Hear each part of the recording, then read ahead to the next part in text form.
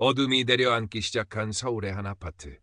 낡았지만 정갈하게 정돈된 거실에는 개종시계의 째깍거리는 소리와 텔레비전에서 흘러나오는 희미한 뉴스 소리만이 흐르고 있었다.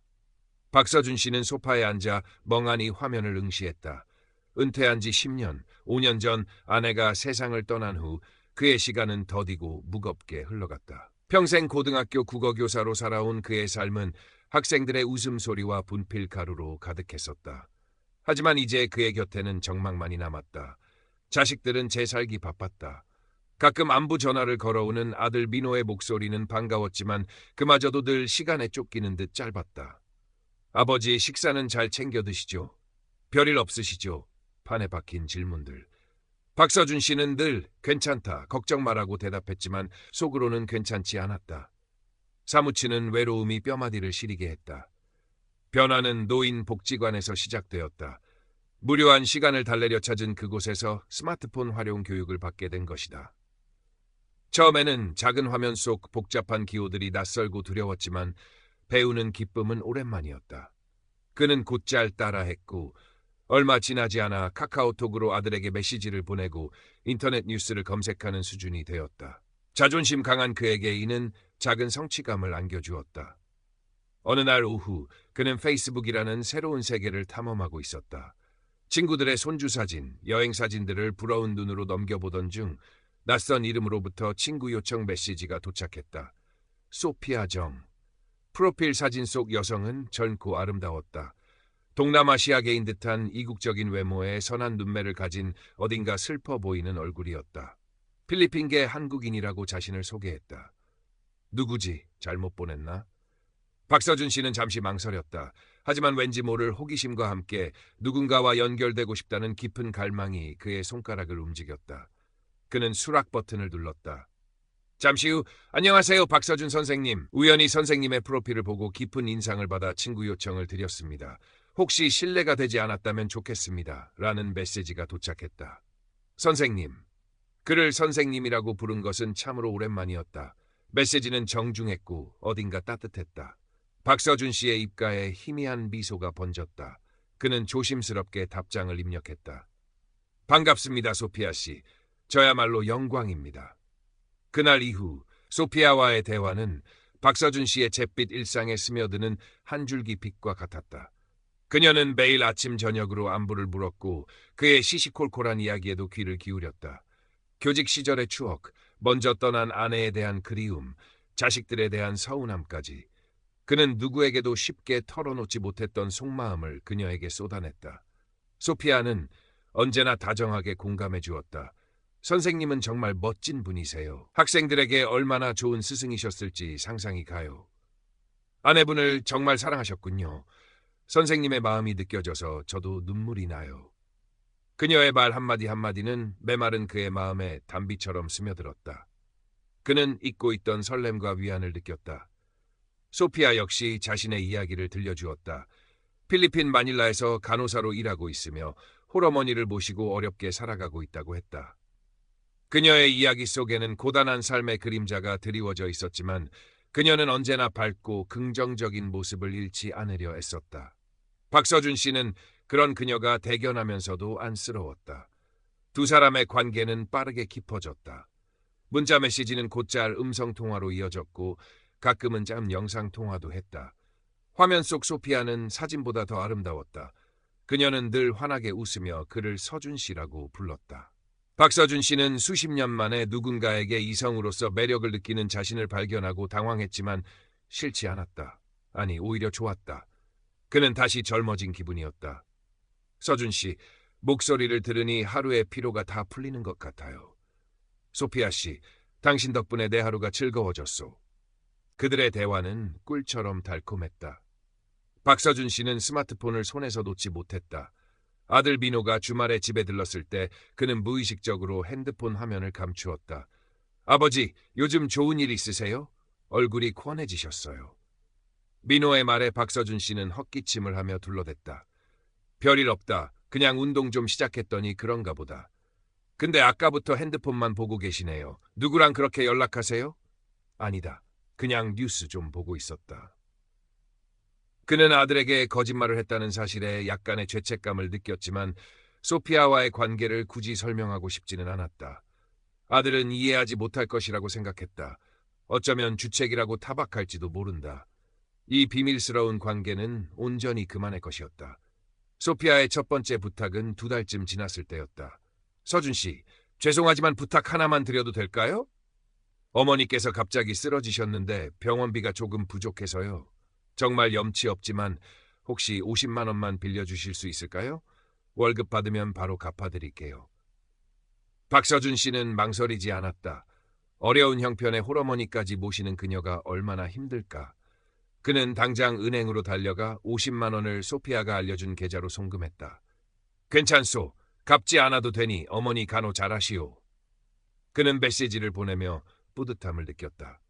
누군가에게 도움을 줄 수 있다는 사실이 그를 기쁘게 했다. 정말 감사해요, 서준 씨. 서준 씨는 제게 은인이에요. 이 은혜 평생 잊지 않을게요. 소피아의 감사 인사는 그의 마음을 더욱 훈훈하게 만들었다. 그는 자신이 옳은 일을 했다고 믿었다. 하지만 그것은 시작에 불과했다. 얼마 후 소피아는 다시 돈을 부탁했다. 이번에는 어머니의 수술비 명목이었고 액수는 300만 원으로 늘어났다.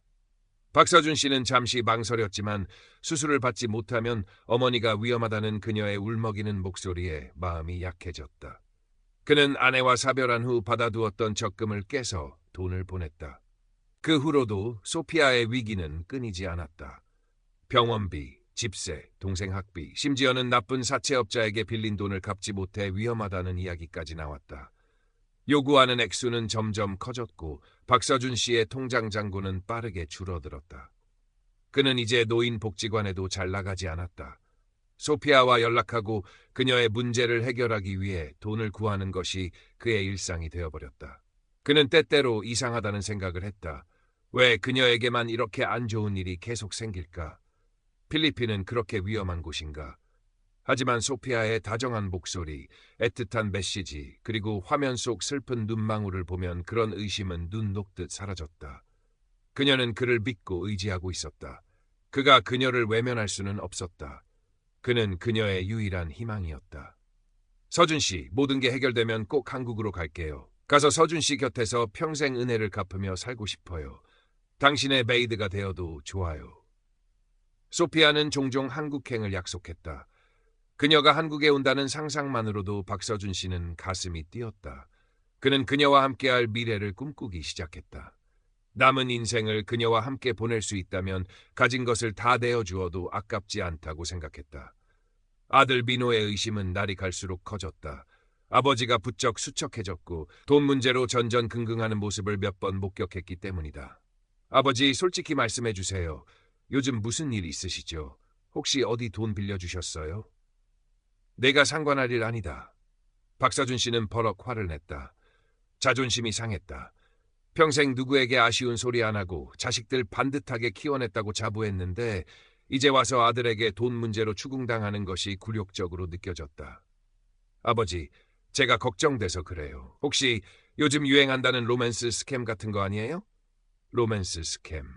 민호의 입에서 나온 그 단어에 박서준 씨의 심장이 쿵 내려앉았다. 그 역시 뉴스에서 들어본 적이 있었다. 하지만 소피아는 달랐다. 그녀는 진심이었다. 그녀와의 관계는 진짜였다. 쓸데없는 소리 하지 마라. 내가 애인 줄 아느냐? 그런 것에 속아 넘어가게. 그는 아들을 매몰차게 밀어냈다. 민호는 상처받은 얼굴로 돌아섰지만 포기하지 않았다. 그는 인터넷에서 국제 로맨스 스캠, 필리핀 간호사 사기 등을 검색하기 시작했다. 그리고 소피아가 보냈다는 사진과 유사한 사진들을 온라인에서 쉽게 찾아낼 수 있었다. 그녀가 들려준 이야기 역시 전형적인 사기 수법과 일치했다. 민호는 증거들을 모아 다시 아버지를 찾아갔다. 아버지, 제발 제 말 좀 들어보세요. 이 여자 가짜예요. 이 사진들 보세요. 전부 다른 사람 사진 도용한 거라고요. 박서준 씨는 아들이 내민 핸드폰 화면을 보았다. 소피아와 똑같이 생긴 여성의 사진들이었다. 하지만 다른 이름, 다른 직업을 가지고 있었다. 그는 손을 떨며 화면을 밀어냈다. 아니다, 아닐 거야. 이건 조작된 거야. 네가 뭘 안다고. 그는 현실을 부정했다. 소피아가 가짜라면 그가 보낸 수천만 원의 돈은 그녀와 나누었던 달콤한 속삭임은, 그가 꿈꾸었던 미래는, 모든 것이 한순간에 무너져 내리는 듯한 공포가 그를 덮쳤다. 그는 믿고 싶지 않았다. 아니, 믿을 수 없었다. 아버지, 정신 차리세요. 이대로 가다간 집까지 날리시겠어요. 민호의 절규에도 박서준 씨는 귀를 막았다. 그는 아들을 쫓아내고 방문을 걸어 잠갔다. 그리고 소피아에게 메시지를 보냈다. 소피아 씨, 지금 통화할 수 있소? 그의 손가락은 사시나무 떨듯 떨렸다. 제발, 제발 그녀가 진실을 말해주기를. 이 모든 것이 오해라고, 아들의 섣부른 판단이라고 말해주기를 간절히 바랐다. 잠시 후 전화벨이 울렸다. 소피아였다. 그의 심장이 미친 듯이 뛰었다. 여보세요? 소피아 씨? 서준 씨, 무슨 일이에요? 목소리가 왜 그래요? 그녀의 목소리는 여전히 다정했다. 하지만 박서준 씨는 그 목소리 뒤에 숨겨진 미묘한 불안감을 느꼈다. 어쩌면 그건 그의 불안감이 투영된 것일지도 몰랐다. 소피아 씨, 당신 혹시 나에게 거짓말한 거 있어? 그는 떨리는 목소리로 물었다. 수화기 너머에서 잠시 침묵이 흘렀다. 박서준 씨에게는 그 침묵이 영원처럼 길게 느껴졌다. 서준 씨, 그게 무슨 말이에요? 제가 서준 씨에게 왜 거짓말을 하겠어요? 전 서준 씨뿐이에요. 소피아의 목소리가 울먹임으로 바뀌었다. 혹시 누가 제 흉이라도 보던가요? 맞아요. 전 가진 것 없고 부족한 여자예요. 하지만 서준 씨를 향한 제 마음만은 진심이라고요. 그녀의 호소는 절절했다. 박서준 씨의 마음이 다시 흔들렸다. 그래, 아들이 틀렸을 거야. 인터넷에는 온갖 거짓 정보가 넘쳐나지 않는가. 소피아는 진심이다. 그는 그녀를 믿어야 했다. 바로 그때 소피아의 궁극적인 위기가 닥쳤다. 서준 씨, 저 이제 정말 끝인가 봐요. 어머니께서 위독하세요. 당장 큰 수술을 받아야 하는데 수술비가 5천만 원이래요. 이 돈을 구하지 못하면 어머니를 잃을지도 몰라요. 흑, 서준 씨, 제발 저 좀 도와주세요. 이 세상에 제가 의지할 사람은 서준 씨밖에 없어요. 5천만 원. 박서준 씨에게 남은 전 재산이었다. 그가 평생 모아 마련한 이 작은 아파트의 보증금이었다. 그는 숨이 턱 막혔다. 이 돈마저 보내버리면 그는 정말 길거리에 나앉게 될지도 몰랐다. 하지만 수화기 너머로 들려오는 그녀의 절박한 울음소리, 그리고 당신만이 유일한 희망이라는 말이 그의 이성을 마비시켰다. 그는 어머니를 살려야 한다는 그녀의 절규에서 아내를 떠나보내던 그날의 무력감을 떠올렸다. 그는 더 이상 소중한 사람을 잃고 싶지 않았다. 설령 그것이 화면 너머에 한 번도 직접 만난 적 없는 사람일지라도. 알겠소. 내가 어떻게든 마련해보겠소. 그는 결심했다. 이 돈을 보내고 소피아와 그녀의 어머니를 구하자.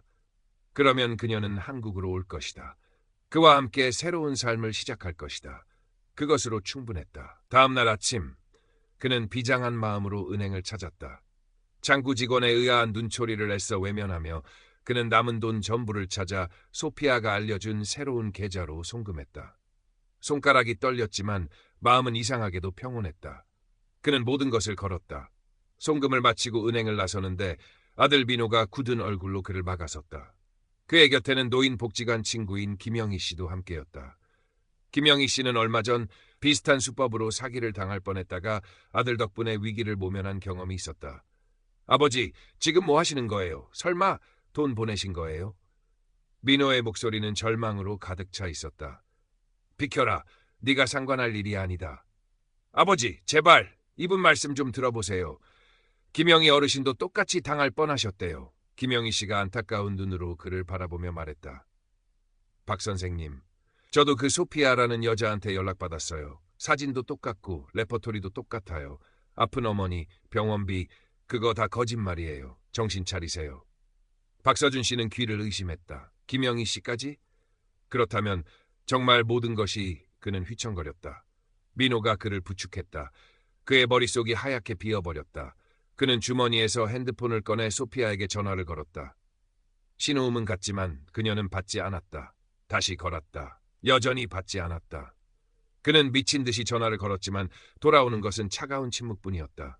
그때 민호가 그의 핸드폰을 빼앗아 들더니 무언가를 검색했다. 그리고 화면을 그의 눈앞에 들이밀었다. 그것은 필리핀 현지 뉴스의 일부였다.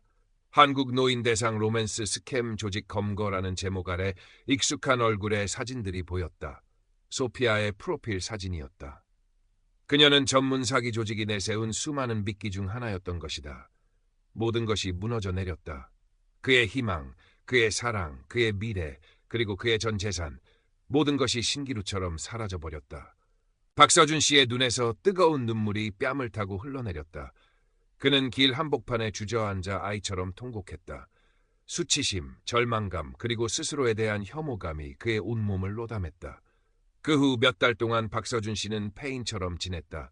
방 밖으로 나오지도 않고 식사도 거른 채 멍하니 허공만 응시했다. 아들 민호는 묵묵히 그의 곁을 지켰다. 아버지를 원망하기보다는 외로움이 사람을 얼마나 취약하게 만드는지, 그리고 자신이 아버지에게 얼마나 무관심했는지를 깨닫고 깊이 자책했다. 민호는 경찰에 신고했지만 사기꾼들이 해외에 거점을 두고 활동하는 탓에 돈을 되찾을 가능성은 희박하다는 답변만 돌아왔다. 소피아, 아니 그녀의 사진 뒤에 숨어있던 그 누군가는 이미 흔적도 없이 사라진 후였다.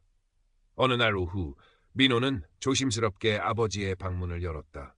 박서준 씨는 여전히 창밖을 보며 미동도 하지 않았다. 민호는 그의 어깨에 손을 얹으며 말했다.